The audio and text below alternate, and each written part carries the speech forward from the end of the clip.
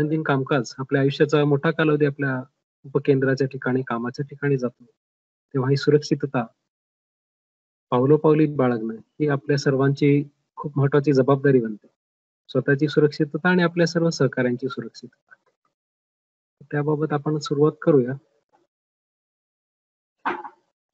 सुरक्षिततेचा जेव्हा विषय येतो तेव्हा पहिला प्रश्न येतो अपघात. म्हणजे अपघात का होतात? हा प्रश्न आहे. अपघात का होतात याच्यावर जेव्हा आपण विचार करू, तेव्हा आपल्याला कळेल की कुठल्या चुका टाळता येतील आणि कशी सुरक्षितता घेतली गेली पाहिजे. आता हा एक अपघात होता. तर तुम्हाला त्याची स्लाइड दाखवतो. पिक्चर हे दिसतंय ना?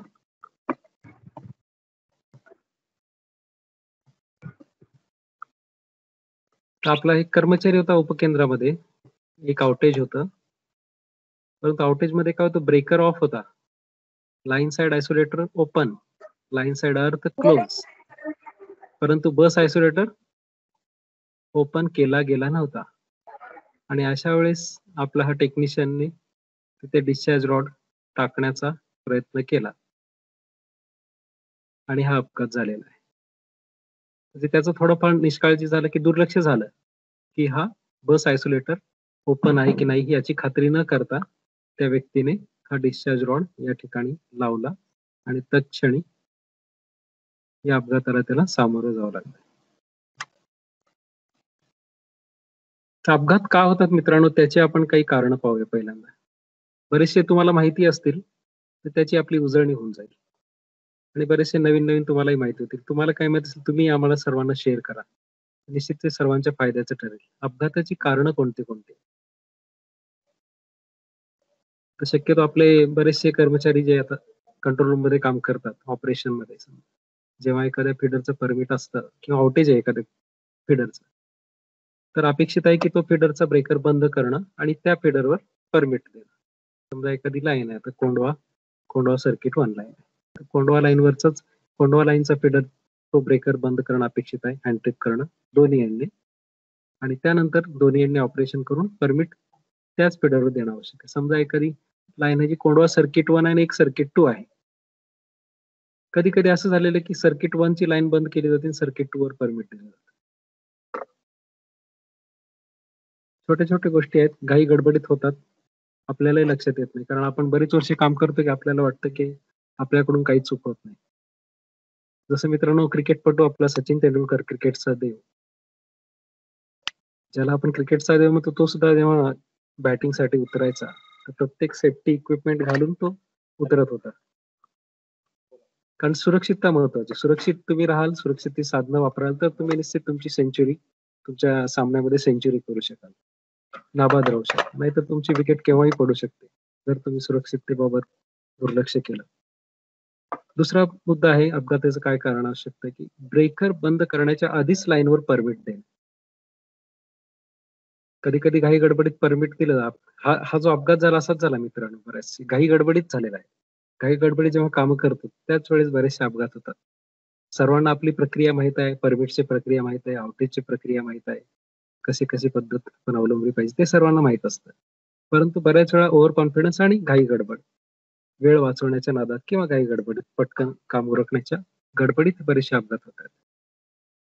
कारण आधी जर लाईनवर परमिट दिलं तुम्ही आणि जर तिकडे लोक जर यार्ड मध्ये किंवा लाईनवर जर चढले टॉवर आणि तुम्ही तर ब्रेकर इकडून तर ऑन आहे, लाईन चार्ज आहे, तर काही गडबडीत धोकादायक परिस्थिती निर्माण होते, अपघाताला निमंत्रण ठरू शकतं. तिसरं आहे परमिट शिवाय फेडरवर किंवा लाईनवर काम करणे. बऱ्याच वेळा आपले सगळे मेंटेनन्स असेल, टेस्टिंग असेल, लाईन्स असेल, आपण सर्व एकत्र काम करतो, त्यामुळे आपल्या चांगल्या ओळखी पळखी असतात, आपण सर्वजण एकमेकाच्या परिचयाचे असतात. आणि मग मेंटेनन्सचा माणूस म्हणतो कंट्रोल रूम शिफ्टच्या माणसाला की बाबा काय परमिट आपण नंतर घेऊन टाकू, पहिलं काम उरकून टाकतो. आणि नंतर मग ह्या गोष्टी निस्तरताना फार अवघड होतं. जर अपघात झाला, कारण ही धोकादायक परिस्थिती आहे, तेव्हा कोण जबाबदार आहे? परमिट शिवाय काम करणारा व्यक्ती सुद्धा जबाबदार धरला जाऊ शकतो. कारण परमिट शिवाय काम करणं हे चुकीचं आहे. इलेक्ट्रिसिटी ऍक्ट जो कायदा आहे त्याच्यानुसार हे असं करणं एकदम नियमबाह्य आहे. परमिट दिल्यानंतर लाईनवर ट्रायल घेणे.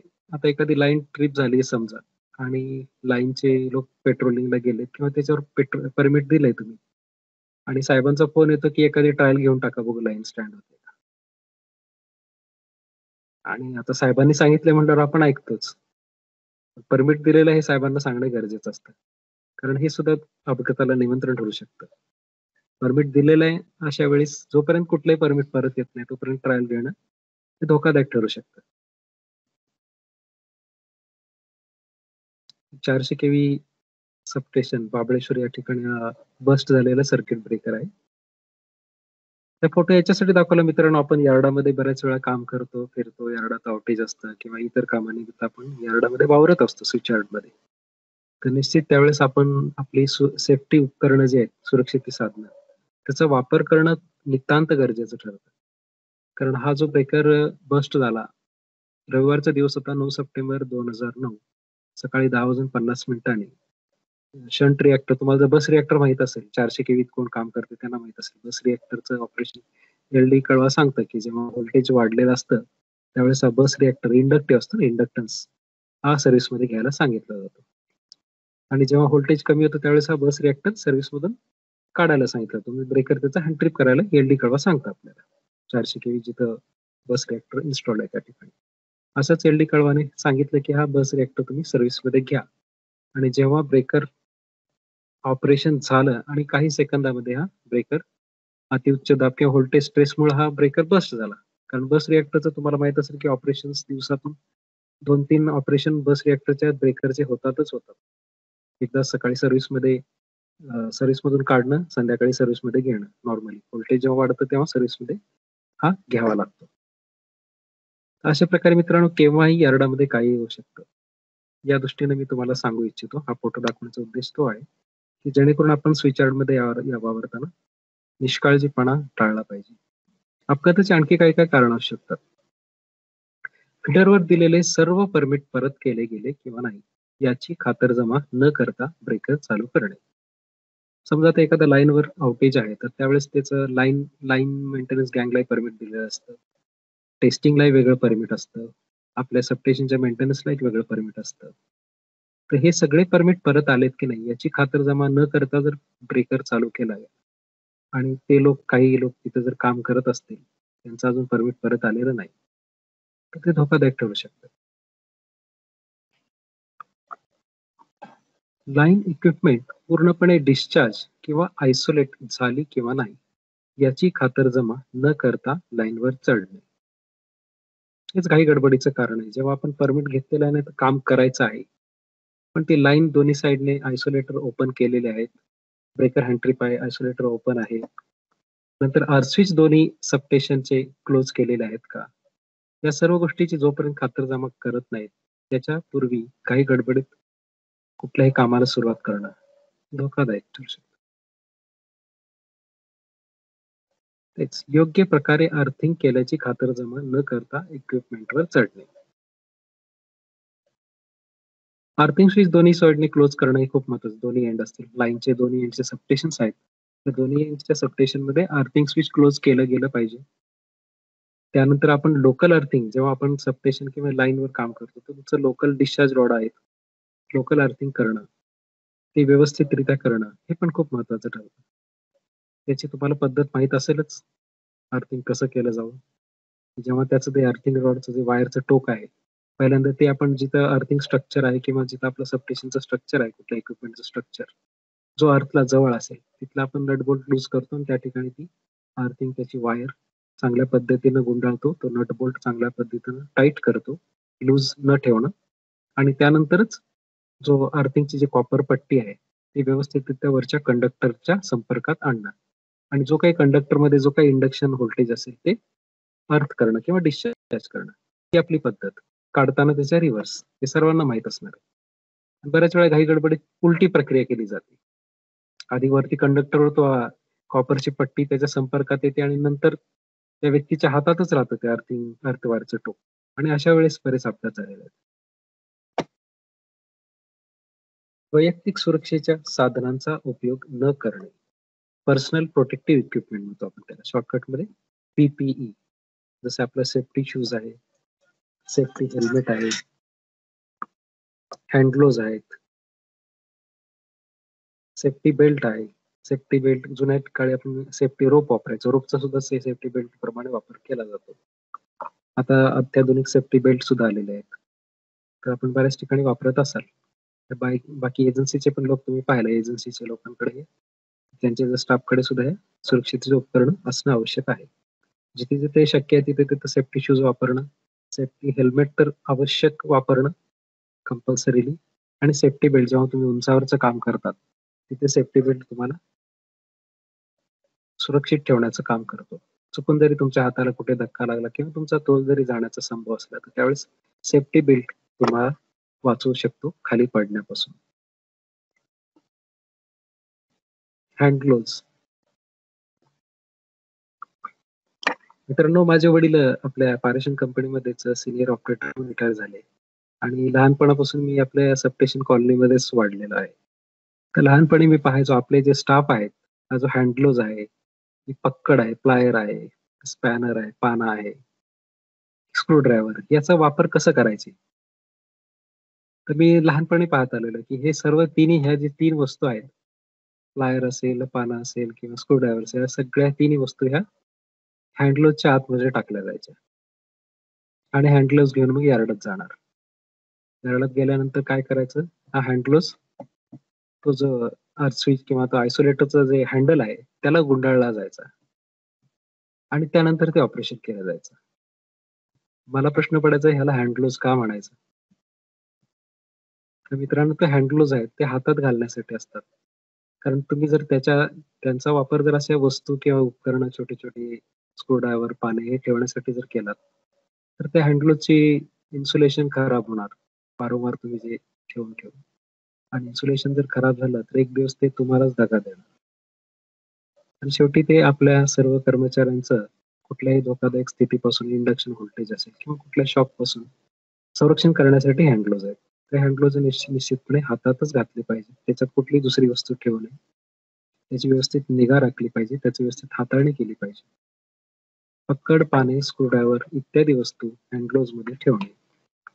कालांतराने ह्या गोष्टी सुद्धा धोकादायक ठरतात.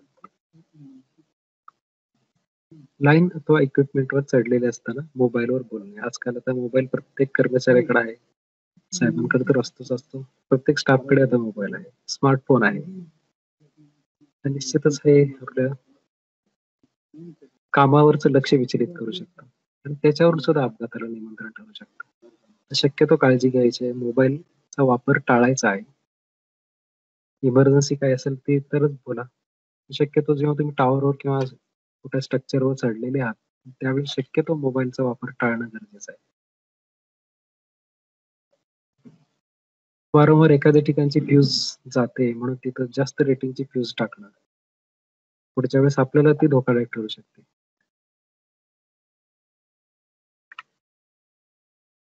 आणि आपलं जसं तुम्हाला सुरुवातीला सांगितलं मित्रांनो, की आपलं जे कामाचं क्षेत्र आहे ते अत्यंत धोकादायक क्षेत्र म्हणून मानलं जातं. प्रोहिबिटेड एरिया तुम्ही जर पाहिलं सबस्टेशनच्या बाहेर आपली नोटीस असते प्रोहिबिटेड एरिया म्हणून.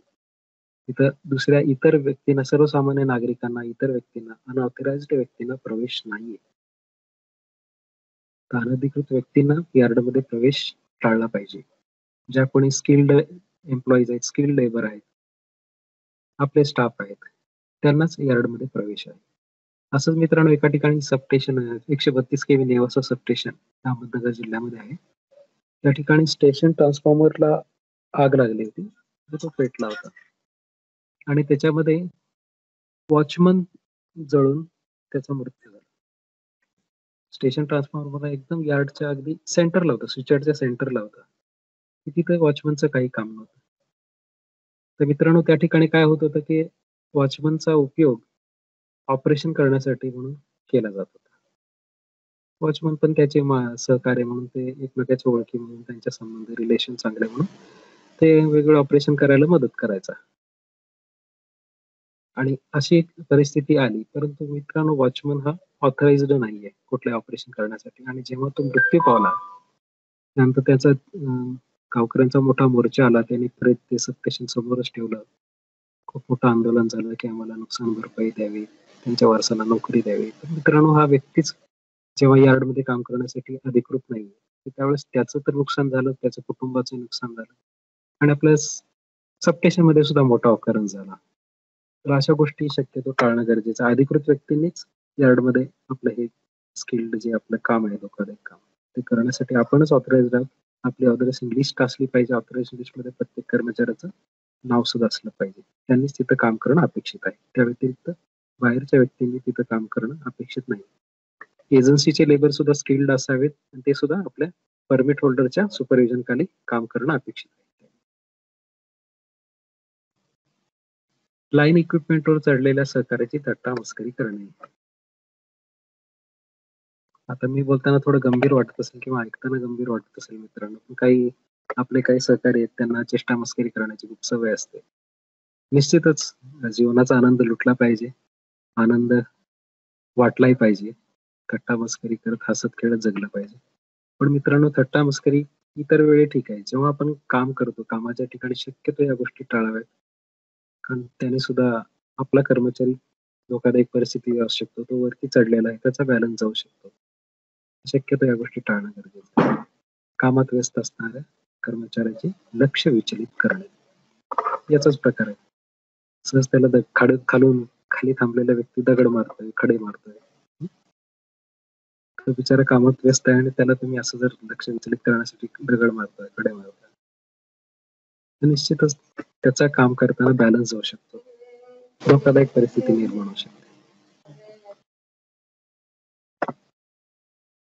आता तुमच्यापैकी फार अति म्हणजे जास्त अनुभव असलेले व्यक्ती कमी असतील मला वाटतं. म्हणजे जुन्या लोकांना बऱ्याच वेळेस या गोष्टीबद्दल असायचं.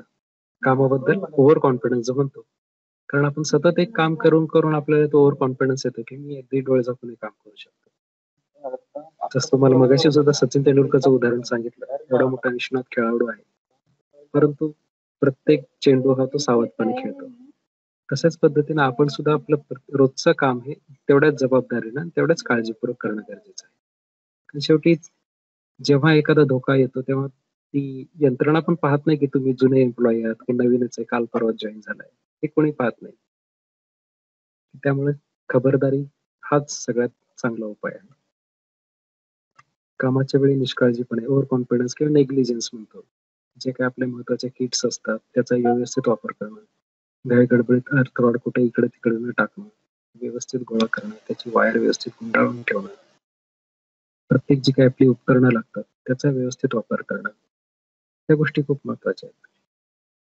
कारण तुम्ही स्विचयार्ड मध्ये असता, जरी तुमचा एक बे जरी आउट असला तरी आजूबाजूचे सगळे बेस चालू आहेत, लाईन्स चालू आहेत, फीडर चालू असतात, ट्रान्सफॉर्मर चालू असतात आणि लाईव्ह यार्ड असतं आजूबाजूला. त्यावेळेस तुम्ही खबरदारी ही सगळ्यात महत्वाची आहे. तिथे निष्काळजीपणाला क्षमा नाही. आता एक चित्र दिसतंय तुम्हाला इथं. Over confidence leads to accident. आता हा एक कर्मचारी आहे, त्याच्याकडे बरचसं सामान आहे आणि तो घेऊन पुढे चाललेला आहे. आणि त्याचा जो सुपरवायझर किंवा त्याचा सहकारी असेल की बाबा तुझे पावलं कुठं पडतायत लक्ष ठेव, वॉच युअर स्टेप्स. हा काय म्हणतो, डोंट ऍडवाइज मी, मला सल्ला देऊ नकोस. Don't worry, I know what I am doing. म्हणजे मला माहित आहे मी काय करतोय. मित्रांनो, हा ओव्हर कॉन्फिडन्स. मित्रांनो, जेव्हा आपला सहकारी काहीतरी सांगतोय तेव्हा निश्चितपणे काहीतरी सावधगिरी आपल्या सुरक्षिततेसाठी सांगतोय, कामाच्या आपल्या भल्यासाठी सांगतोय, अशा भावनेनं जेव्हा तुम्ही एकमेकाशी संवाद ठेवाल तर निश्चित अपघात टाळता येतील. आणि आपले संबंध जर कटू असतील किंवा एकमेकाबद्दल संबंध व्यवस्थित नसतील, त्याच्यामध्ये कुठेतरी कटुता असेल आणि ओव्हर कॉन्फिडन्स एखाद्या व्यक्तीला जास्त आला किंवा निष्काळजीपणा म्हणतो, त्याच्यामध्ये जर तुम्ही राहिलात तर निश्चित अपघात होणं अटळ आहे. कोणी तुम्हाला वाचू शकत.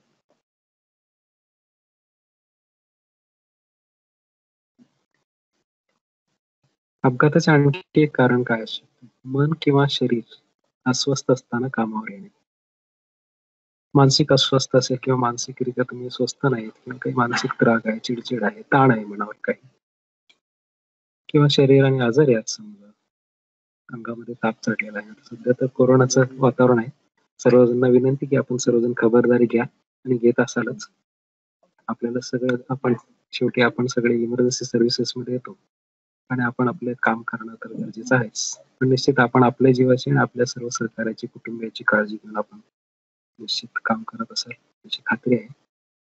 परंतु या व्यतिरिक्तही काही अंगात ताप असेल, इतर काही आजार असतील समजा किंवा अस्वस्थ वाटत असेल, तर खूपच अस्वस्थ वाटत निश्चित तुम्ही त्यावेळेस सुट्टी घेतलेलं खूप चांगलं आहे. कारण कधी-कधी काय होतं तुम्ही अस्वस्थ असता आणि त्यावेळेस तुमच्या कामावर येता आणि नेमकं त्यावेळेस कुठलंतरी आउटेज असतं आणि तुम्हाला वर चढायला सांगितलं जातं नेमकं.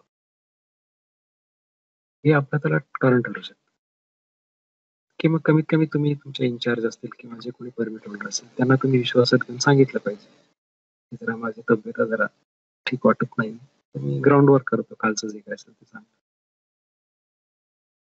निश्चितच तुमचे सहकारी किंवा जे कोणी इन्चार्ज असेल ते तुम्हाला समजून घेतील. फारच जर बरं वाटत नसेल तर निश्चित आराम करणं गरजेचं आहे.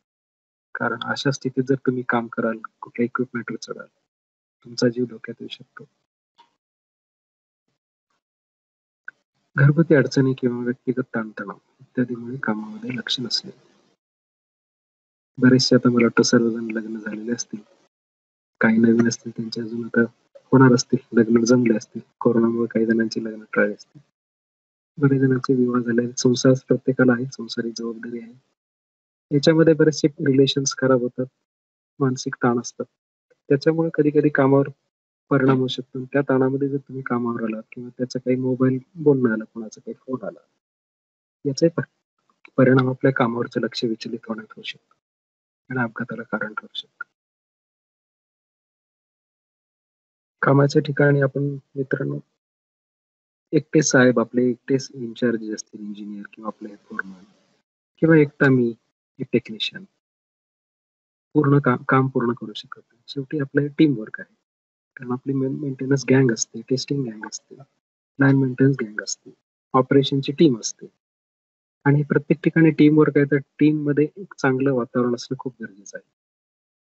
तिथं जर कलुषित वातावरण असेल की एकमेकांचे संबंध बिघडलेले असतील, कटुता असेल संबंधामध्ये, तर त्याचा परिणाम काय होतो की आपण एकमेकांची काळजी घेणार नाही आणि एखादा जर चुकीचं काही करत असेल, त्याच्याकडून काही चूक चूक घडत असेल आउटेजच्या वेळेस, कामाच्या वेळेस, धोकादायक पद्धतीने तो काही करत असेल, तर दुसरा लक्ष देणार नाही.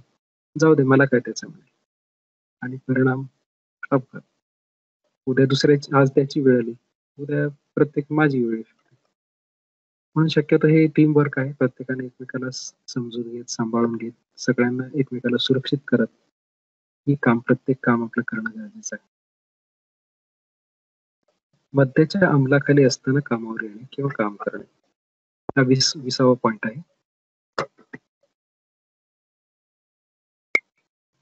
आपल्या कंपनीचा इतिहास आहे. आता ही एक बातमी आहे कर्नाटक पॉवर ट्रान्समिशन कंपनी लिमिटेडची. त्या ठिकाणचा एक फोटो आहे न्यूजपेपरमध्ये आलेला. आपण महावितरणमध्ये पाहतो असे सर्रास आपल्याला दुर्दैव आपलं की सर्रास आपल्याला हे फोटोज किंवा व्हिडिओज WhatsAppवर फिरतायत अपघाताचे. त्यातल्या त्यात आपली परिस्थिती चांगली आहे. पण विनंती की कोणावर अशी वेळ येऊ नये. आणि जुने बरेचसे केसेस आहेत मित्रांनो आपले CS-28 एम्प्लॉयी बरेचसे लागलेले आहेत. बरेचसे केसेस मी लहानपणापासून पाहिलेले आहेत की मद्याच्या अंमलाखाली बरेच जणांनी काम केलं किंवा मद्याचं अतिसेवन असेल त्याच्या व्यसनामुळे सुद्धा बरेचसे संसार उद्ध्वस्त झालेले आहेत. बरेचसे अपघात झालेले आहेत. तर निश्चित अशा गोष्टी टाळल्या पाहिजेत. जेव्हा आपण कामावर येतो तेव्हा कुठलंही व्यसन करणं टाळलं पाहिजे. कामावर तुम्ही पूर्णपणे मानसिकरित्या स्वस्थ पाहिजे, शारीरिकरित्या स्वस्थ पाहिजे. तर तुमचं कामावर व्यवस्थित लक्ष लागेल आणि तुम्ही ते काम व्यवस्थितपणे कमी वेळात चांगल्या पद्धतीने करू शकाल. सुरक्षितपणे करू शकाल. शेवटी मित्रांनो असे अपघात तर भरपूर होतात. मग याच्यापासून आपल्याला वाचवणार कोण? कुठले देवता वाचवेल, देव वाचवेल, गणपती बाप्पा वाचवतील. ही हनुमान चालीसा मला तोंडपाठ आहे. हनुमान, बजरंगबली वाचवतील. मला महामृत्युंजय मंत्र तोंडपाठ आहे. म्हणून मी अपघातापासून वाचू शकेन का? मृत्यूपासून वाचू शकेन का? आम्ही दरवर्षी सत्यनारायण पूजा घालतो. सत्यनारायण मला वाचवेल का? की हजला यात्रेला जाऊन आलेलो आहे मी. की माझा अल्लाह मला वाचवेल. की दर रविवारी मी चर्चमध्ये प्रार्थनेला जातो. प्रभू येशू मला वाचवेल. की माझे कुठले गुरु मला वाचवेल. अपघातापासून मला कोण वाचवेल?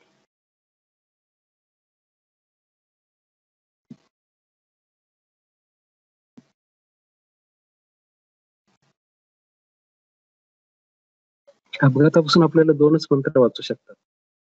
ते 2 मंत्र आहेत. एक म्हणजे भारतीय विद्युत नियम 1956, इंडियन इलेक्ट्रिसिटी रूल्स 1956 आणि दुसरा आहे भारतीय विद्युत कायदा 2003, इंडियन इलेक्ट्रिसिटी ऍक्ट 2003. तर मी जर ह्या 2 नियमातील तरतुदींचं व्यवस्थितपणे पालन केलं तर निश्चितपणे मी सुरक्षितपणे काम करू शकतो आणि सुरक्षितपणे आपल्या कंपनीच्या सेवेतून सुरक्षितपणे रिटायर होऊ शकतो निरोगीपणे.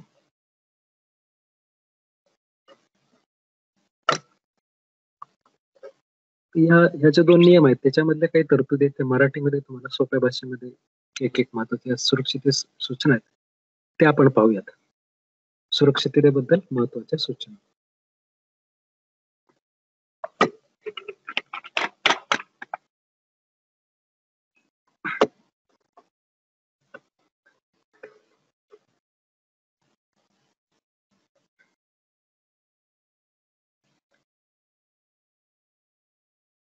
मला वाटतं आपण जो मगाशी जी अपघाताची जी केस आहे त्याच्याबद्दल तुम्हाला मी थोडक्यात माहिती सांगेन.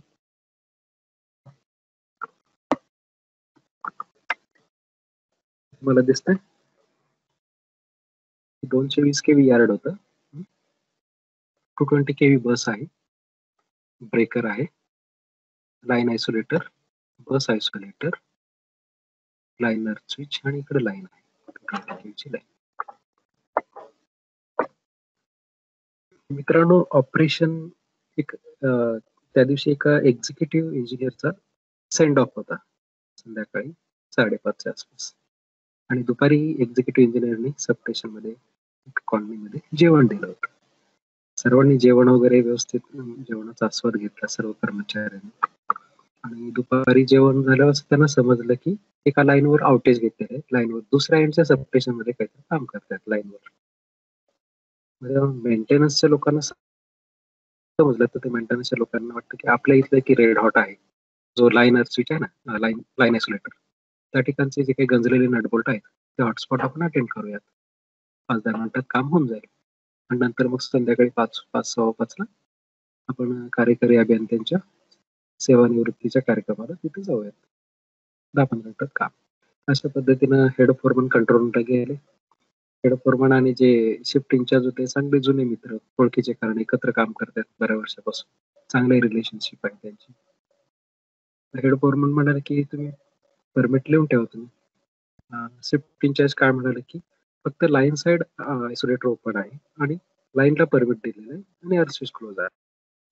ब्रेकर ओपन आहे. बस आयसोलेटर क्लोज आहे. हेड फोरमन काय म्हणाले तुम्ही काळजी करू नका आम्ही जाऊन बस आयसोलेटर ओपन करतो ऑपरेशन करून घेतो आम्ही खाली आणि काम करून येतो 10-15 मिनिटात. अशा पद्धतीनं सबस्टेशनचे जो पण शिफ्ट इन्चार्ज आहे त्यांनी परमिट इश्यू केलं. त्यांनी परमिटवर सही केली आणि ते कामाला गेले यार्डमध्ये. सर्वप्रथम त्यांनी हॉटस्पॉट जो इथला आहे लाईन आयसोलेटर ओपनच होता. लाईन क्लोज केलेली होती. त्या ठिकाणचा हॉटस्पॉट अटेंड केला. तिथले जे गंजलेले नटबोल्ट होते ते बदलले डिस्चार्ज टाकत या साईड आणि मग हळूहळू तो या साईडला आला. त्यांच्यातलाच एक व्यक्ती डिस्चार्ज रॉड घेऊन या साईडला आला आणि त्यांनी या साईडला तो डिस्चार्ज रॉड टाकला. म्हणजे झालं काय होतं कंट्रोल मध्ये बोलताना तर बोलले की आम्ही बस आयसोलेटर ओपन करून घेतो आणि काम करून घेतो. परंतु यार्डमध्ये गेल्यानंतर मात्र त्यांनी तो बस आयसोलेटर ओपन केला नाही. तसाच क्लोज राहिला. चार्ज होता कारण इथपर्यंत ब्रेकर पर्यंतचा पार्ट हा चार्ज आहे. 220 केव्ही बस आहे. इथून बस आयसोलेटर क्लोज आहे आणि ब्रेकरच्या कॉन्टॅक्ट पर्यंत 220 केव्ही सप्लाय व्होल्टेज तिथं मिळत होतं. तिथपर्यंत चार्ज होता. परंतु त्यांच्या ते लक्षात आलं नाही. त्यांनी तो क्लोजच ठेवला. ओपन करायचं राहून गेलं आणि ते कामाच्या गडबडीत तिथे काम करत राहिले आणि तो काम करत करत ते पुढे सरकले आणि नंतर या साईडला जसा त्याने डिस्चार्ज रॉड टाकला त्याच वेळेस अर्थ फॉल्ट झाला, बस फॉल्ट झाला आणि तो व्यक्ती त्या ठिकाणी जळून अक्षरशः त्याचे कपडे जळाले. त्या व्यक्ती जवळ कोळसा झाला आणि जे 10-15 मिनिटांनी एक्झिक्युटिव्हला सेंड ऑफ द्यायचं होतं तो सेंड ऑफचा कार्यक्रम रद्द करावा लागला आणि हा व्यक्ती ज्याचा सेंड ऑफ अजून 5 वर्ष अजून तो आरामात काम करू शकला असता. अनुभवी व्यक्ती होता, टेक्निशियन होता. अनुभवी टेक्निशियन ज्याला सगळं यार्ड तोंड पाठवतो. असंही नाही की तो नवीन होता. अनुभवी व्यक्ती, त्या व्यक्तीने डिस्चार्ज या ठिकाणी टाकला. खात्री केली नाही की हा बस आयसोलेटर ओपन आहे की क्लोज आहे. इकडे आला आपल्या कामाच्या तंद्रीत. असंही समजतं की तो मोबाईलवर पण बोलत होता. इतर लोक त्याला सांगत होते, पण तो मोबाईलवर त्याचं बोलण्याकडे लक्ष होतं, असंही सांगितलं जातं. तर मित्रांनो, वेळ परत येत नाही आणि आपला मानवी जीव खूप महत्वाचा आहे, अमूल्य आहे. तो परत येत नाही. म्हणजे 10 मिनिटात आपण काम करून आटपून एक्झिक्युटिव्ह सेंड ऑफच्या कार्यक्रमाला जाऊ, हे डोक्यात ठेवत या व्यक्तीने काम केलं. त्यांचं कामावर पुरेसं लक्ष नव्हतं. यार्ड तर त्यांच्या पूर्ण ओळखीच होतं. परंतु अति आत्मविश्वास आणि कुठेतरी हा निष्काळजीपणा, काही गडबड आणि स्टँडर्ड ऑपरेटिंग प्रोसिजर फॉलो न करणं, जे की बस आयसोलेटर ओपन करणं अपेक्षित होतं. ते न करता काम करणं, अत्यंत धोकादायक पद्धतीने काम करणं आणि अपघाताला निमंत्रण ठरलं आणि त्या व्यक्तीचा नाहक जीव गमवावा लागला. शेवटी एक्झिक्युटिव्ह इंजिनिअरचा सेंड ऑफचा कार्यक्रम कॅन्सल करावा लागला आणि नंतर मग हे सगळं प्रकरण, त्या व्यक्तीचं कौटुंबिक नुकसान झालं ते झालंच, परंतु कंपनीचं सुद्धा मोठं नुकसान झालं. एक चांगला स्किल्ड एम्प्लॉय आपल्या कर्मचारीचा, आपल्या कंपनीचा एक अनुभवी व्यक्ती आपण गमावला, थोड्याशा निष्काळजीपणामुळे, काही गडबडीमुळे.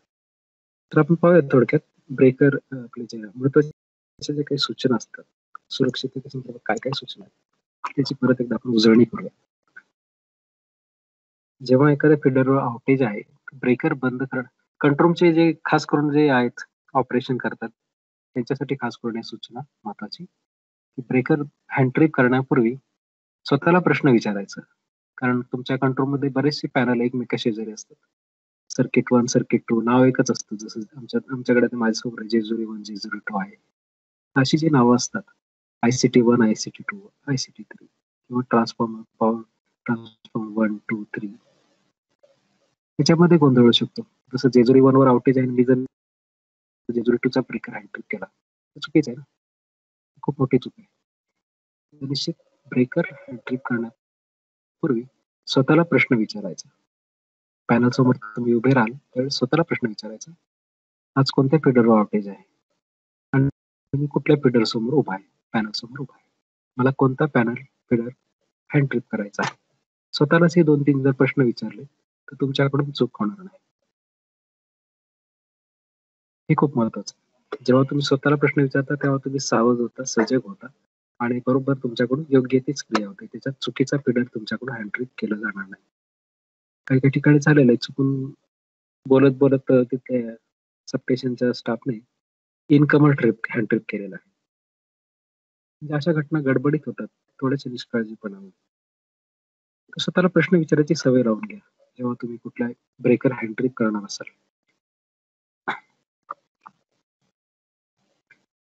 त्यानंतर जेव्हा मेंटेनन्सचे व्यक्ती आहेत, तुम्ही जर आता लोकल अर्थिंग करणार आहात किंवा आपण ऑपरेशनचे व्यक्ती जेव्हा अर्थ स्विच आपण क्लोज करणार आहोत, त्याच्यापूर्वी बस आणि लाईन आयसोलेटर व्यवस्थितपणे ओपन झालेले आहेत.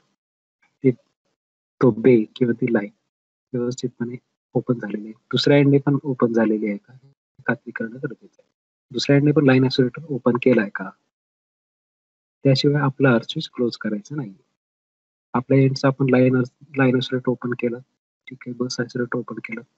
परंतु अदर एंडच्या सबस्टेशनचा जर लाईन आयसोलेटर क्लोजच राहिला आणि तुम्ही इकडून जर लाईन अर्थ स्विच क्लोज करतो म्हटलं, तर धोकादायक ठरू शकतं.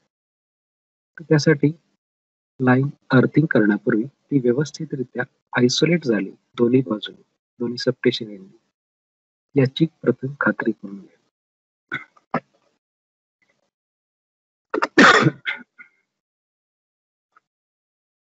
लाईन पूर्णपणे आयसोलेट किंवा अर्थिंग केल्याशिवाय परमिट देऊ नये. परमिटसाठी घाई करणं फार धोकादायक आहे. परमिट ही आपल्या सबस्टेशन मधली किंवा आपल्या पूर्ण एकंदर कामकाजातली खूप महत्वाची गंभीर बाब आहे. तिच्याकडे आपण निष्काळजीपणे वागणं, काही गडबडीत परमिट घेणं खूप चुकीचं आहे. ऑपरेशन पूर्ण झालेलं आहे, लाईन आयसोलेट झाली, तुमच्या एंडने झाली, अदर एंडने पण झालेली आहे. नंतर अदर एंडचं अर्थ स्विच क्लोज केलंय, तुमच्या एंडचं अर्थ स्विच क्लोज केलंय. याची जोपर्यंत खात्री होत नाही, अर्थ स्विच क्लोज केल्यानंतरच परमिट दिलं गेलं पाहिजे. त्याच्या आधी दिलं गेलं आणि जर अपघात झाला तर परमिट देणारी व्यक्ती त्याला जबाबदार धरली जाते. आणि तुम्हाला सांगायचं, आता जी तुम्हाला जी केस सांगितली जी अपघाताची, त्याच्यामध्ये मग इलेक्ट्रिकल इन्स्पेक्टरने सगळी एन्क्वायरी केली आणि त्याच्यामध्ये त्याने परमिट देणारा आणि परमिट घेणारा दोघांनाही समान जबाबदार धरलं. कारण परमिट देणाऱ्याने बस आयसोलेटर ओपन न करता परमिट दिलं आणि परमिट घेणाऱ्याने सुद्धा पूर्ण आयसोलेट ऑपरेशन झालेलं नसताना परमिट घेऊन काम केलं. त्यामुळे दोघांनाही जबाबदार धरले गेले. त्याच्यात एका कर्मचाऱ्याचा जीव गेला, बहुमूल्य जीव गेला, ती वेगळीच गोष्ट आहे. या गोष्टी खूप गंभीरपणे घेतल्या जाणं गरजेचं आहे. घाई गडबड धोकादायक ठरते. लाईनवर किंवा इक्विपमेंटवर चढण्यापूर्वी अर्थिंग व्यवस्थित झाल्याची खात्री करून घ्यावी. तुमचं लोकल अर्थिंग पण तुम्ही जर लावलं असेल ते पण व्यवस्थितपणे लोकल अर्थिंग केलेलं पक्का केलेलं आहे त्याची खात्री करणं गरजेचं आहे. कामास सुरुवात करण्यापूर्वी जेव्हा तुम्ही आउटेजचं काम सुरू करणार आहात त्यावेळेस तुम्ही स्वतः तसेच तुमचे सर्व सहकारी सुरक्षित आहेत याची खात्री करून घ्या आणि मगच कामास सुरुवात करा. कुठलंही काम आउटेज मिळालं की धावत पळत घाई गडबडीत करणं हे खूप चुकीचं आहे. सर्वप्रथम स्वतःला सुरक्षित करा. सर्व इक्विपमेंट वगैरे जे टेस्ट किट वगैरे लागते तुम्हाला काही मेजरमेंटसाठी जे काही किट लागतात जे काही इक्विपमेंट लागतात त्या सगळ्या सोबत आहेत का, ते आणलेले आहेत का व्यवस्थित, त्याची खात्री करणं, सर्वांना सुरक्षित करणं आणि मगच कामाला लागणं. घाई गडबडीत काम करणं, धोकादायकरित्या काम करणं चुकीचं आहे. नेहमी चांगल्या दर्जाची सुरक्षा साधने जे मला मगाशी सांगितलं, पीपीई किट जे आहे, personal protective equipments, safety belt असेल, शूज असेल, हेल्मेट इत्यादी वापरा. चांगल्या स्थितीमध्ये ते ठेवावे, चांगल्या पद्धतीने त्यांचा वापर करावा, कारण त्यांच्यामुळे आपल्याला बरीचशी सुरक्षितता मिळत असते. आउटेज झाल्यानंतर पण त्या व्यवस्थितरित्या ठेवल्या गेल्या पाहिजेत. सेफ्टी शूज असेल, बेल्ट असतील, हेल्मेट असेल, ते व्यवस्थित मेंटेन करणं, व्यवस्थितरित्या त्याची काळजी घेणं, हाताळणी करणं खूप महत्वाचं आहे. काम करताना मन शांत आणि प्रसन्नचित्त असणं खूप गरजेचं आहे. नाहीतर तुम्ही कोणावर तरी रागावरला, घरात कोणाशी भांडण झाल्याने इकडे कोणावर राग काढता किंवा कामावर त्याचा परिणाम होऊ शकतो. तुमचं सुरक्षितता, तुमचं लक्ष विचलित होऊ शकतं. कामावर असताना सतत सावध आणि सजग असावे.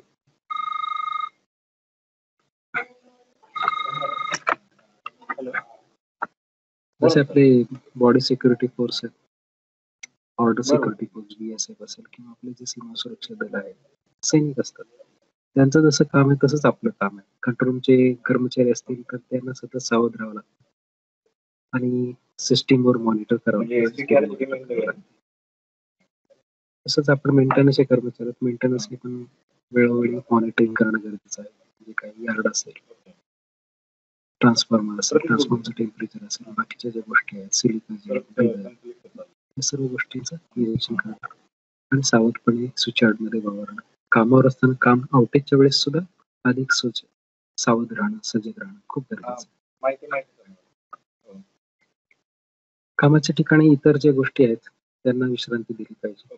कामाच्या ठिकाणी तुम्ही कामावरच पूर्णपणे लक्ष ठेवा.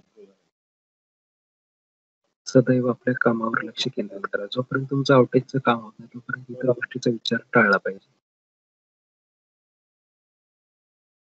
तुमचे जे टेस्टिंगचं काम असेल, काही जण मेंटेनन्सचं काम करत असतील, याच्या सर्व कामांमध्ये सुसूत्रता, कोऑर्डिनेशन, प्रॉपर कोऑर्डिनेशन हे महत्वाचं आहे.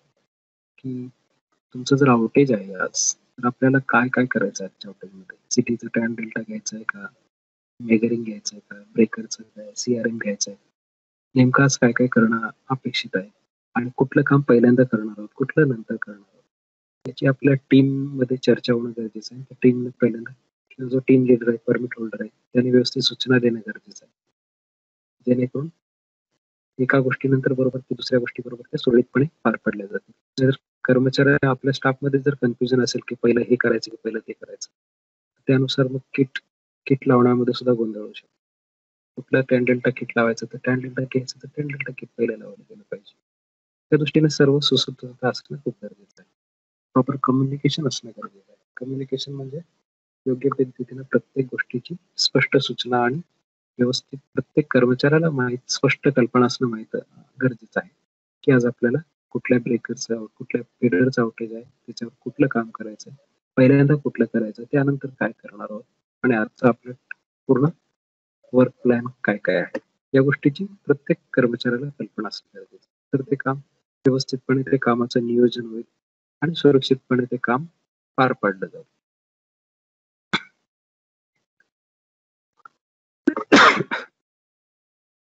इथे तुम्हाला चित्र दिसत आहे, थोडस पुसट आहे. बरेचसे अपघात हे झालेले आहेत, त्यामुळे हे घेतलेला आणि महत्वाचा नियम आहे. स्विचयार्डमध्ये तुम्ही शिडी किंवा डिस्चार्ज रॉड इत्यादी नेताना झेंडा फडकवत न्यायचा नाही आपल्याला. डिस्चार्ज रॉड सुद्धा ते इंडक्शन झोन मध्ये येणार नाही. अशा पद्धतीने जमिनीला समांतर धरून न्यावे. असं तुम्ही जर पाहतात, या व्यक्तीचा जो पूर्ण हात आहे, नी हाईट म्हणतात त्याला, की आपला हात पूर्ण सरळ केल्यावर जेवढा उंचीवर राहतो तेवढ्या उंचीवर आणि किमान दोन जणांनी हा डिस्चार्ज रॉडला पकडणं गरजेचं आहे. अशा पद्धतीने जमिनीला समांतर रीतीने तुम्ही न्याल. निश्चितपणे कुठल्याही दुसऱ्या जे काही लाईव्ह बे असतील त्याच्या इंडक्शन झोन मध्ये हा डिस्चार्ज रॉड किंवा शिडी असेल तर शिडी ही येणार नाही आणि सुरक्षितपणे तुम्ही तुमच्या कामाच्या ठिकाणी व्यवस्थितपणे ती नेऊ शकता. अन्यथा तुमच्या जीवाला धोका निर्माण होऊ शकतो जर ते इंडक्शन झोन मध्ये आले किंवा डिस्चार्ज रॉड उभा केला, शिडी जर उभ्या पद्धतीने नेत असाल, कुठल्या लाईव्ह लाईनच्या खालून, लाईव्ह बेच्या खालून जर नेत असाल तर धोकादायक ठरू शकतो.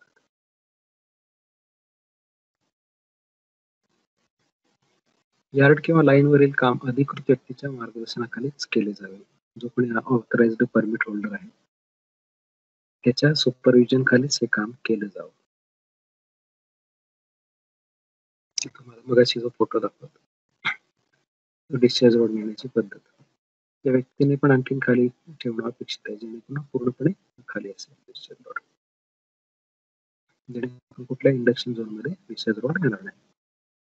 जमिनीला समांतर अशा पद्धतीने दोन जणांनी डिस्चार्ज रॉड किंवा शिडी पकडायची आहे. प्रत्येक सबस्टेशनला कामाच्या ठिकाणी किंवा जे सब डिव्हिजन असेल तुमचं, त्यांची एक ऑथरायझेशन लिस्ट असते जी आपण इलेक्ट्रिकल इन्स्पेक्टरला सबमिट करतो. त्याच्यामध्ये सर्व कर्मचारी जे आहेत त्याप्रमाणे जो विद्युत कायदा आहे, इलेक्ट्रिसिटी ऍक्ट जो आहे, त्यानुसार या व्यक्तींना याच्यामध्ये ऑथराइज केलं जातं, अधिकृत केलं जातं परमिट घेण्यासाठी किंवा परमिट देण्यासाठी, तसेच काम करण्यासाठी किंवा परमिट होल्डरच्या हाताखाली काम करण्यासाठी. अशा पद्धतीने याच्यामध्ये जे आपले कर्मचारी आहेत डिपार्टमेंटचे सगळे एम्प्लॉई, सगळ्यांच्या याच्यामध्ये ऑथरायझेशन लिस्टमध्ये नाव असणं अपेक्षित आहे. कोणी नवीन कर्मचारी जर बदलून आला तर त्याचं त्याच्यामध्ये ऑथरायझेशन लिस्टमध्ये नाव ऍड करणं गरजेचं आहे. अन्यथा ऑथरायझेशन लिस्टमध्ये जर नाव नसेल आणि तुम्ही जर काम करत असाल आणि उद्या जर तुम्हाला काही अपघात झाला तर तुम्हाला कुठलंही संरक्षण मिळणं फार कठीण जातं किंवा इलेक्ट्रिकल इन्स्पेक्टर त्याच्यावर ऑब्जेक्शन घेतात की ऑथरायझेशन नसलेल्या व्यक्तीकडून तुम्ही काम कसं करून घेतलं. जेणेकरून प्रत्येक सबस्टेशन मध्ये ऑथरायझेशन लिस्ट असावी, ती अपडेटेड असावी, त्याच्यामध्ये काम करणाऱ्या सर्व व्यक्तींची, कर्मचाऱ्यांची नावं त्याच्यामध्ये ऍड असणं अपेक्षित आहे. एक परमिटचा फॉर्मॅट आहे. परमिट तुम्ही देताय, कोणाला देताय, त्या व्यक्तीचं नाव, त्याचं डेसिग्नेशन, त्याचं कामाचं ठिकाण, कुठल्या लाईनवर किंवा बेवर परमिट दिलं जातं, त्याचे डिटेल्स, लाईन दोन्ही साईडने आयसोलेट केलेली आहे का, आर स्विच क्लोज केलेला आहे का, त्याचे डिटेल्स अशा पद्धतीनं, आणि परमिट देणाऱ्याची सही, परमिट घेणारा समोर परमिट घेणाऱ्याची सही, अशा पद्धतीने ते परमिट इश्यू केलं गेलं पाहिजे. फोनवरून आपण करतो, टेलिफोन किंवा मोबाईलवरून आजकाल आपण परमिट देतो, त्यावेळेस कोड वर्ड किंवा कोड नंबर याचं सुद्धा व्यवस्थित शेअरिंग करणं गरजेचं आहे. आणि जेव्हा काम पूर्ण होतं त्यावेळेस फोनवरून परमिट परत करताना तो कोड व्यवस्थित शेअर केला गेला पाहिजे. कारण आजकाल मोबाईलवरून सांगता येत नाही. मोबाईल जरी आपल्या ओळखीचा व्यक्तीचा असला तरी तो व्यक्ती तोच आहे याची खात्री करणं गरजेचं आहे. कोड शेअर करणं अत्यंत आवश्यक आहे. काम पूर्ण झाल्यानंतर सुद्धा कोड व्यवस्थित व्हेरीफाय करणं, permit number, book number verify करणं, काम झाल्याचं डिटेल्स त्याच्यामध्ये नोंद करणं परमिटमध्ये, आणि त्यानंतर परमिट कॅन्सल करणं, आणि त्यानंतरच ऑदर एंडचं क्रॉस परमिट असेल ते कॅन्सल करणं, त्यानंतर पुढचं आपलं लाईन रिस्टोरेशनचं काम करणं. तर परमिट ही सगळ्यात महत्वाची आणि खूप इम्पॉर्टंट डॉक्युमेंट आहे आपल्या सबस्टेशनचं. ते व्यवस्थितपणे त्याचं मेंटेन केलं पाहिजे, हाताळणी केली पाहिजे, परमिट व्यवस्थित दिलं गेलं पाहिजे. त्याच्यामध्ये सर्व गोष्टींची सविस्तर माहिती नोंद झाली पाहिजे. परमिटमध्ये खाडाखोड चाली खूप आक्षेपार्ह मानली जाते. मगाशी तुम्हाला जी अपघाताची केस दाखवली त्याच्यामध्ये परमिटमध्ये नंतर खाडाखोड झालेली आहे. त्याच्यावर सुद्धा इलेक्ट्रिकल इन्स्पेक्टरने ऑब्जेक्शन घेतलं.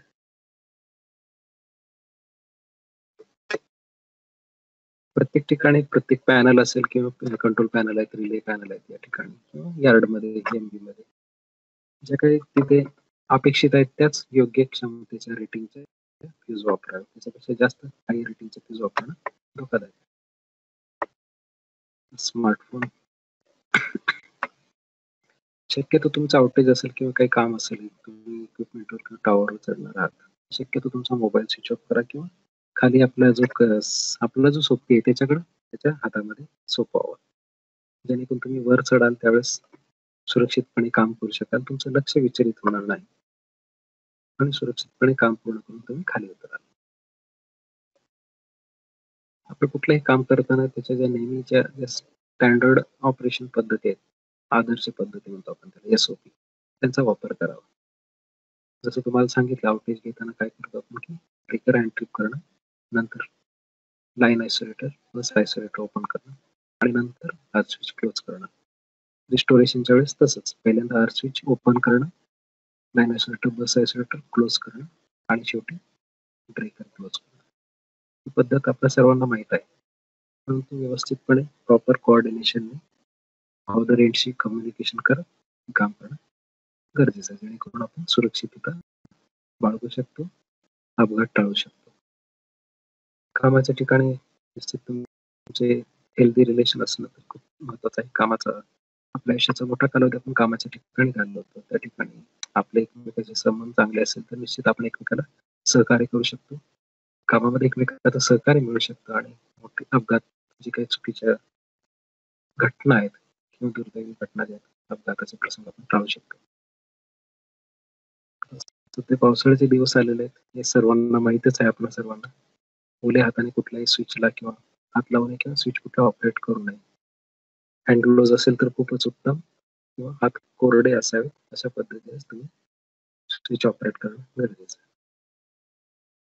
इलेक्ट्रिकल सिस्टीम किंवा आपले जे इक्विपमेंट आहे तिथे काम करताना किंवा रिले पॅनल मध्ये काम करताना धातूचं घड्याळ, अंगठी, चेन, आता महिला कर्मचारी पण आपल्याकडे आहेत, धातूच्या बांगड्या असतील, शक्यतो या काढून ठेवाव्यात किंवा यांचा वापर टाळावा, कारण शेवटी हे सगळे इलेक्ट्रिसिटीचे गुड कंडक्टर आहेत जे अपघाताला निमंत्रण देऊ शकतात.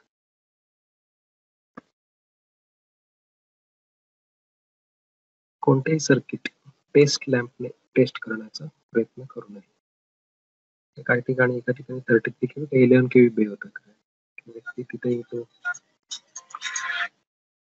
टेस्ट लॅम्पचा उपयोग करून टेस्ट करायला गेला, त्याला इंडक्शन बसलेला शॉक बसलेला. आजकाल बरेचशी कामं आपले क्रेनने होतात, स्विच यार्ड मध्ये असेल किंवा बऱ्याच ठिकाणी सबस्टेशन मध्ये, आणि क्रेन ऑपरेटर आपले डिपार्टमेंटचे नसतात. त्यामुळं आपण एक डिपार्टमेंटल कर्मचारी, आपण शेवटी आपल्याला आपल्या सबस्टेशनची, आपल्या उपकरणांची काळजी घ्यावी लागते. त्या क्रेन ऑपरेटरला बरेचशी कल्पना नसते की कुठं किती स्पेस आहे, इंडक्शन झोन कसा आहे ते माहित नसतं. तर या पद्धतीनं आपण त्याला गाईड करणं गरजेचं आहे, जेणेकरून कुठे इंडक्शन झोन मध्ये कुठला ऍक्सिडेंट होणार नाही किंवा दुसरं कुठलं काही डॅमेज होणार नाही.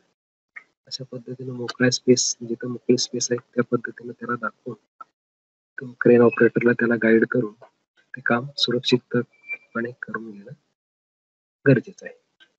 त्यासाठी क्रेनच्या मदतीने काम करताना क्रेनचे बूम इंडक्शन झोन मध्ये येणार नाही याची दक्षता घ्यावी. कुठल्या दुसऱ्या किंवा आजूबाजूच्या सीटीयू किंवा दुसरा कुठला इन्सुलेटर असेल त्याच्या कुठल्या संपर्कात येणार नाही, त्याला कुठं धक्का लागणार नाही, अशा पद्धतीनं सावकाशरित्या सांभाळून सजगपणे, सावधपणे, सुरक्षितपणे काम करून घेणं आपली जबाबदारी बनते. कारण शेवटी तो क्रेन ऑपरेटर आपल्या डिपार्टमेंटचा नसतो.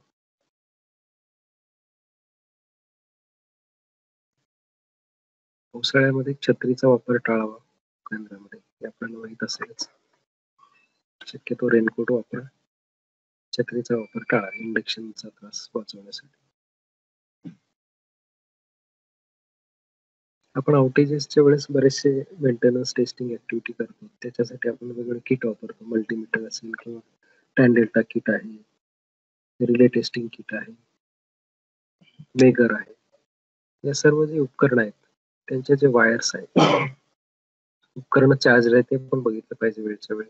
काही उपकरण मेगर असते त्यांना चार्जिंग लागतं किंवा मग सप्लाय द्यावं लागतं, ऑक्सिजन सप्लाय पाहिजे. आणि उपकरण बऱ्याच वेळा होतं की आपण जेव्हा आउटेज आहे त्याच वेळेस ती उपकरणं बाहेर काढतो आणि परत नंतर आउटेज झालं की परत नेऊन ठेवून देतो. मधून मधून जेव्हा मोकळा वेळ मिळेल त्यावेळेस यांचे जे वायर्स आहेत त्यांची तपासणी करणं, त्यांची साफसफाई करणं, फडक्याने वगैरे थोड्या फडक्याने पुसून घेणं आणि व्यवस्थितपणे गुंडाळून ठेवणं, अस्ताव्यस्त न ठेवता, हे खूप महत्वाचं आहे. जेणेकरून आपण जेव्हा आपल्या जेव्हा आउटेजच्या कामात असू, टेस्टिंग वर्क करू किंवा काय मेंटेनन्स काम करू, या किटचा उपकरणाचा वापर करत असू त्यावेळेस ते इन्सुलेशन चांगलं व्यवस्थित राहील, इन्सुलेशनचं आयुष्य वाढेल आणि ते आपल्याला सुरक्षितपणे काम करू शकू आपण जर त्याची आपण वायर्सची, केबल्सची वेळोवेळी तपासणी केली आणि त्यांची व्यवस्थित निगा राखली.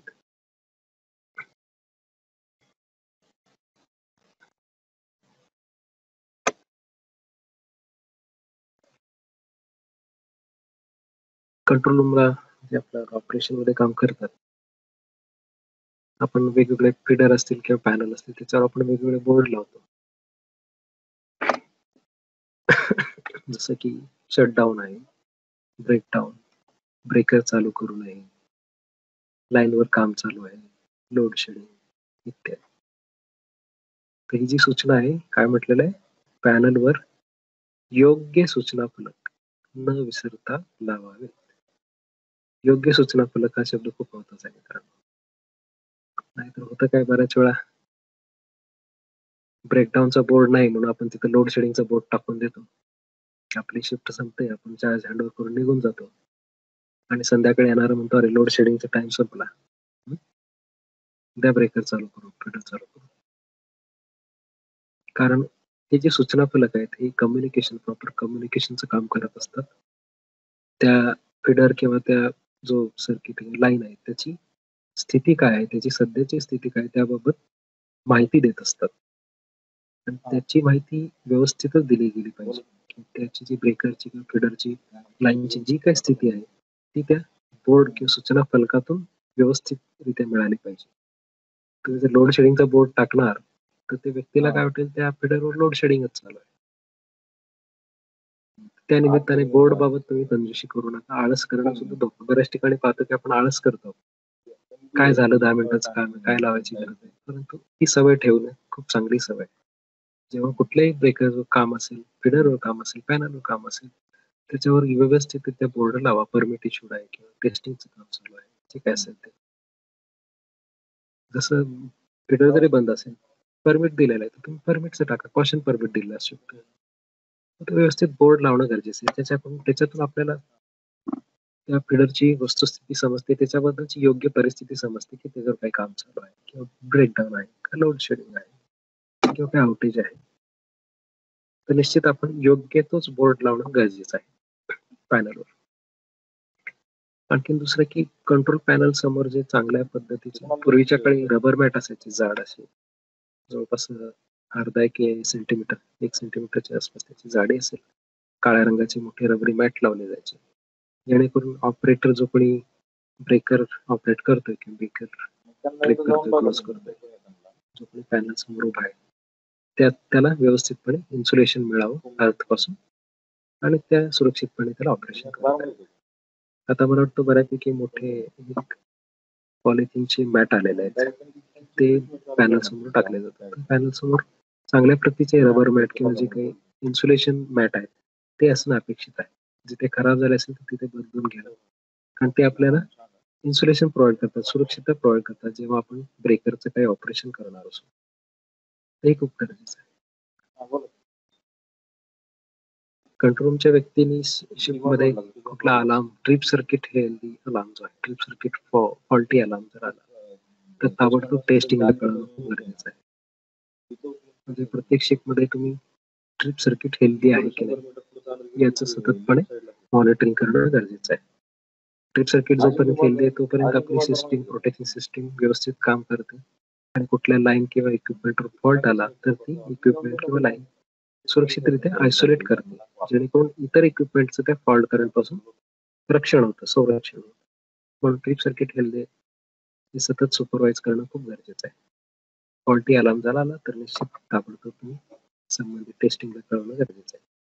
कुठलंही विंडो इंडिकेशन असेल कुठल्या पॅनलवर कुठल्याही विंडो इंडिकेशन येत आहेत काय अलार्म येतात ते ताबडतोब संबंधित मेंटेनन्स असेल किंवा लाईन्स असतील किंवा टेस्टिंग असेल त्यांना वेळोवेळी कळवणं गरजेचं आहे. त्याचं काळस करणं धोकादायक ठरू शकतं. आता आपण बरेच सबस्टेशन प्रिमायसेस मध्ये सुद्धा आपण जो आपला भारतीय कायदा आहे त्याच्यानुसार धूम्रपान निषिद्ध आहे म्हणून असे आपण सूचना फलक सुद्धा लावलेले आहेत बऱ्याच ठिकाणी. तर शक्यतो या गोष्टींचा वापर टाळलाच पाहिजे. सबस्टेशन मध्ये खास करून परत बॅटरी रूम मध्ये आगपेटीचा वापर टाळणं खूप गरजेचं आहे. बॅटरी रूम मध्ये तुम्हाला माहितीच आहे की तिथे गॅसेस तयार होतात ते जे गॅसेस आहेत त्याच्यामुळे चुकून त्यांना थोडं जरी स्पार्किंग मिळालं थोडी जरी ठिणगी मिळाली तरी मोठा अपघात ठरू शकतो तिथे मोठा अनर्थ घडू शकतो. स्विचयार्ड मधले मार्शलिंग बॉक्स असतील किंवा एमबी असतील किंवा बाकीचे आपले पॅनल असतील कंट्रोल रूम मध्ये पॅनल असतील रिले पॅनल आहे कंट्रोल पॅनल आहे त्यांचं व्यवस्थितरित्या वर्मिंग प्रोपिंग करून घ्यावं. नाहीतर एखादी पाल शिरते एखादा उंदीर शिरतो डीसी लिकेज काढता काढता आपल्या नाकी येतात किंवा यार्ड मध्ये फॉल्स ट्रिपिंग होतात माल ऑपरेशन होतं ट्रिप सर्किट माल ऑपरेट होतं अननेसेसरी ट्रिपिंग होतात त्या गोष्टी टाळता येतात. आणि परत यार्डमध्ये तर पावसाचे दिवस आहेत पावसाच्या पूर्वीच आपण सर्वांनी वर्मिंग प्रोपिंग नसल्याची खात्री करून घेणं गरजेचं आहे. काही ठिकाणी जिथं पावसाचं प्रमाण जास्त आहे त्या ठिकाणी CMB वगैरे आहेत पॉलिथिन कव्हरने त्यांना झाकलं जातं जेणेकरून पावसाचं पाणी एमबी बॉक्सेस मध्ये जाऊ नये आणि कुठल्या काही चुकीचं ऑपरेशन होऊ नये किंवा काही कुठली सिस्टीम माल ऑपरेट होऊ नये याकरिता. हे सुद्धा एक खूप महत्वाची गोष्ट आहे. स्विचयार्डचं वेळोवेळी निरीक्षण करणे. आपण बरेच जण जे शिफ्ट मध्ये काम करत असतील यार्ड मॉनिटरिंग ही खूप महत्वाची गोष्ट आहे. जेव्हा तुम्ही यार्ड मध्ये रिडिंगला जाता ट्रान्सफॉर्मर रिडिंग असेल किंवा त्यावेळेस स्विचयार्डचं मॉनिटरिंग करणे खूप गरजेचं आहे. बऱ्याच वेळेस पुढचा मोठा धोका टाळला जाऊ शकतो जर यार्डचं आपण रेग्युलर जर मॉनिटरिंग करत असू.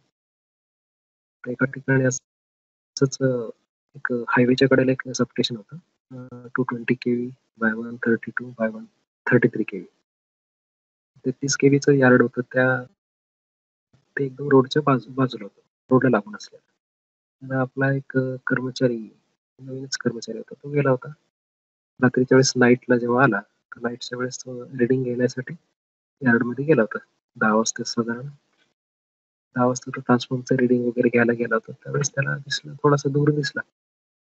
पहिल्यांदा त्याला काय वाटलं की हायवेवरून जे ट्रक चाललेले आहेत वाहनं त्यांचा धूर असावा म्हणून तो काय केला त्याने थोडी त्याची दिशा बदलली आणि तो हायवेच्या दिशेकडे गेला आणि तिकडून सबस्टेशनच्या दिशेनं पाहिलं तर सिटीकडे पाहिलं तर त्या सिटी मधून धूर येत होता आणि ती सिटी होती 132 by 33 kV ट्रान्सफॉर्मरला लागूनच सिटी होती त्याच्या एलबी साईडला 33 kV साईडला 33 kV सिटी त्याच्यातून धूर येताना त्याला दिसला आणि त्याने ताबडतोब सबस्टेशन इन्चार्जला कळवलं.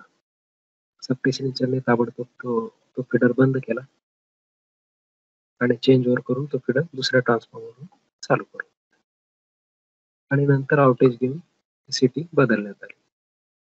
तर मित्रांनो असं जेव्हा आपण वेळोवेळी जेव्हा जर स्विचयार्डचं निरीक्षण कराल निश्चित पुढे होणारे मोठे भविष्यातले अपघात टळू शकतात. कारण होतं काय जेव्हा ती सिटी फुटेल ती सांगता येत नाही त्यावेळेस आपण तिथं शेजारीच काम करत असू आपणच जवळपास असू कुठेतरी आणि ती सिटी फुटताना एकटी फुटत नाही आजूबाजूचा ट्रान्सफॉर्मर होतं ते शेजारी ट्रान्सफॉर्मरचं बुशिंग ते डॅमेज झालं असतं शेजारचा आयसोलेटर आहे आयसोलेटरचा जो सपोर्ट इन्सुलेटर आहे ते डॅमेज होऊ शकतात शेजारच्या फेजची सिटी ती डॅमेज होऊ शकते. जेव्हा इक्विपमेंट कुठलीही फुटते तर ती एकटी फुटत नाही त्या आजूबाजूच्या इक्विपमेंट स्ट्रक्चर त्याचं नुकसान करते आणि व्यक्ती जर आजूबाजूला आपण जर काम करत असू तर निश्चित आपल्याही जीवाला धोका निर्माण होऊ शकतो. त्यामुळे वेळोवेळी जेव्हा आपण निरीक्षण करत असतो यार्डात, जेव्हा आपले आउटेज मध्ये सुद्धा आपण काम करत असतो, दुसऱ्याही बे मध्ये नजर टाकणं गरजेचं आहे. सिटी असतील, पीटी असतील, ट्रान्सफॉर्मरचा हमिंग नॉईज आहे त्याबाबत लक्ष ठेवणं, या सर्व गोष्टीवर जर बारीक जर निरीक्षण ठेवलं आणि सावधपणे जर वेळेस योग्य ती कारवाई केली तर निश्चित मोठे अपघात टळू शकतात, मोठा ऑकरन्स टळू शकतो. कंपनीचे नुकसान होण्यापासून आपण वाचू शकतो, आपल्याही जीविताचं नुकसान होण्यापासून आपण वाचू शकतो.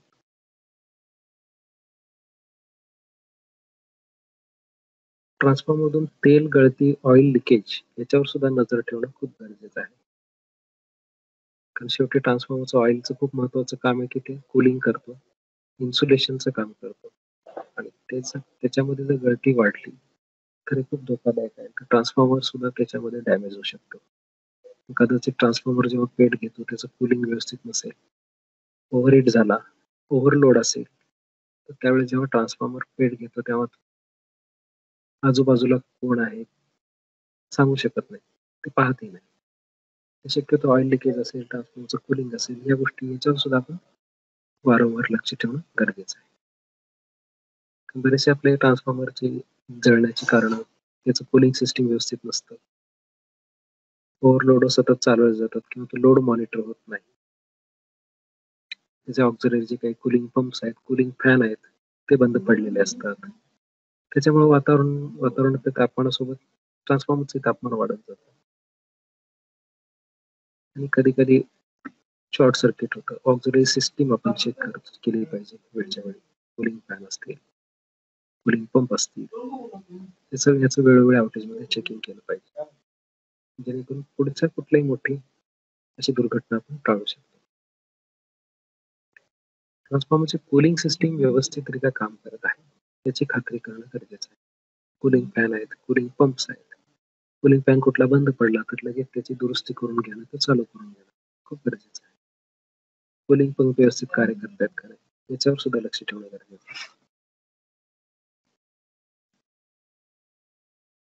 ट्रान्सफॉर्मरचा हमिंग नॉईज नेहमीपेक्षा जास्त तर नाही ना, याबद्दल नेहमी खात्री करून घ्या. जेव्हा आपण यार्डमध्ये फिरत असतो किंवा आजूबाजूला वावरत असतो आउटेजच्या कामानिमित्त किंवा स्विच यार्ड मॉनिटरिंगच्या वेळेस जेव्हा आपण फिरतो त्यावेळेस ट्रान्सफॉर्मरच्या हमिंग नॉईजवर सुद्धा लक्ष असणं गरजेचं आहे. नेहमीच आपल्याला आवाज ओळखीच असतो ट्रान्सफॉर्मरचा, केवढा आवाजाची त्याची लेवल असते, आणि निश्चित त्याच्या जर वर आवाज वाढला तर निश्चित ताबडतोब वरिष्ठांना कळवणं खूप गरजेचं आहे. असंच एका ठिकाणी नगर जिल्ह्यामधल्या एका ऑपरेटरच्या लक्षात आलं की ट्रान्सफॉर्मरचा आवाज खूपच वाढलेला आहे. ताबडतोब त्यांनी वरिष्ठांना कळवलं आणि तो ट्रान्सफॉर्मर बंद करण्यात आला ताबडतोब. आणि जेव्हा टेस्टिंग घेण्यात आलं त्यावेळेस त्याच्यामध्ये बरेच डिफेक्ट्स आढळले होते आणि नंतर त्या ऑपरेटरचा बक्षीस देऊन सन्मान करण्यात आला की त्याने मोठा ऑकरन्स टाळला आणि तो ट्रान्सफॉर्मर नंतर रिपेअर करून टेस्टिंग करून ते व्यवस्थितपणे कार्यरत करण्यात आलं. तसं मित्रांनो, आपण जर वेळेत जे काही गोष्टी सबस्टेशन यार्ड असेल, इक्विपमेंट असतील, याच्यावर जर वेळोवेळी लक्ष ठेवलं, मॉनिटरिंग केलं, सुपरविजन केलं व्यवस्थितपणे, तर आपण मोठे दुर्घटना टाळू शकतो. कंपनीचं याच्यामधून होणारं नुकसान टाळू शकतो. आपले जीव सुरक्षित करू शकतो. आपले असेल किंवा आपल्या सहकार्यांचे असेल त्यांची सुरक्षितता आणखी आपण वाढवू शकतो.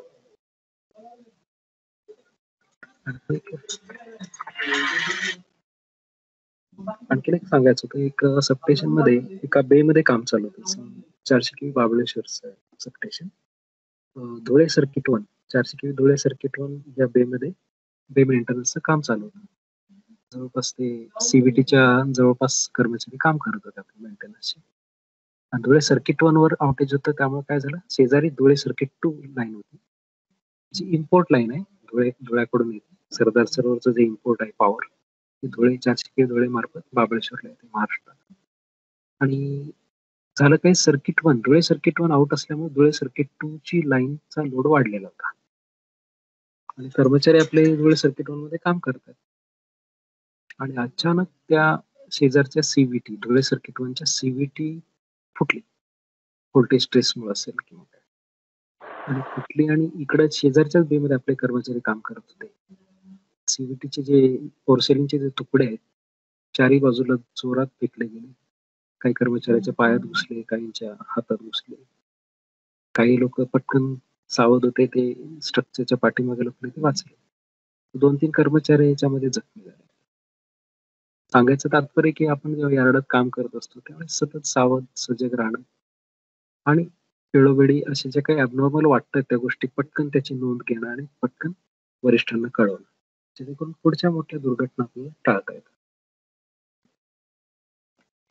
तसेच आपल्या सबस्टेशनमध्ये फायर बकेट्स जे आपण आग विझवण्यासाठी बऱ्याच ठिकाणी फायर ब्रिगेड यार्डमध्ये असतील, स्विच यार्डमध्ये ट्रान्सफॉर्मर जवळ किंवा स्विच यार्डमध्ये वेगवेगळ्या ठिकाणी ठेवलेले असतील आणि त्या बादल्यामध्ये फायर बकेट्स आहेत त्याच्यामध्ये जी वाळू आहे ती कोरडी आणि भुसभुशीत राहील याची काळजी घेणं गरजेचं आहे.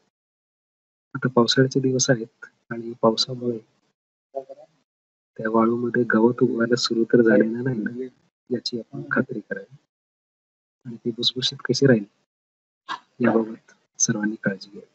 कारण जर ती वाळू जर भुसभुशीत राहिली तर ती जेव्हा आपल्याला आगीचा प्रसंग येईल त्यावेळेस ती वाळू उपयोगाला येईल. अन्यथा आजचा पाऊस असेल किंवा हवेतलं दमट वातावरण पावसाचं पाणी जाऊन त्या वाळूचा दगड बनतो. तर ती अधूनमधून ती वाळूचं निरीक्षण करणं, ती भुसभुशीत ठेवणं हे खूप महत्वाचं आहे. आपल्या सबस्टेशनला प्रत्येक ठिकाणी फायर फायटिंग इक्विपमेंट सुद्धा दिलेले आहेत. अग्निशमनाची उपकरणं दिलेली आहेत. वर्षातून किमान एकदा फायर फायटिंग इक्विपमेंटची टेस्ट मॉक ड्रिल म्हणतो आपण त्याला. आपण आपल्या आरटीसीला घेत असतो. कुलकर्णी साहेब नेहमी सांगतात. आपलं कोरोनाच्या प्रादुर्भावामुळे सध्या या गोष्टी आपल्याला शक्य नाहीत प्रॅक्टिकली घेणं. आपण कमीत कमी आपण आरटीसीचे ट्रेनिंग तरी कुलकर्णी साहेबांनी ऑनलाईनच्या पर्यायातून चालू ठेवलेलं आहे. त्याबद्दल खरं त्यांचंही कौतुक, त्यांचं अभिनंदन. निश्चित आपण जेव्हा हे परत आपले ऑफलाईन ट्रेनिंग सुरू होतील त्यावेळेस आपण पुन्हा आपले फायर फायटिंगचे जे डेमो आहेत ते निश्चितपणे घेऊ. त्याच्यामध्ये प्रत्येक ट्रेनीज जे आपले प्रशिक्षणार्थी आहेत त्यांना आपले फायर फायटिंगचे इक्विपमेंट हाताळायला मिळतील आणि तुम्हाला ते कसे हाताळायचे, ती आग कशी विझवायची याचं पुरेपूर ट्रेनिंग आपल्याला पुन्हा देता येईल. निश्चितपणे आपण आशा करूया की लवकरच आपलं वातावरण कोरोनाची स्थिती निवळेल आणि आपलं ही ऑफलाईन ट्रेनिंग पुन्हा सुरू व्हावं. जेणेकरून तुम्हाला ते फायर फायटिंग इक्विपमेंटचं डेमो व्यवस्थितपणे त्याचं प्रशिक्षण सुद्धा घेता येईल.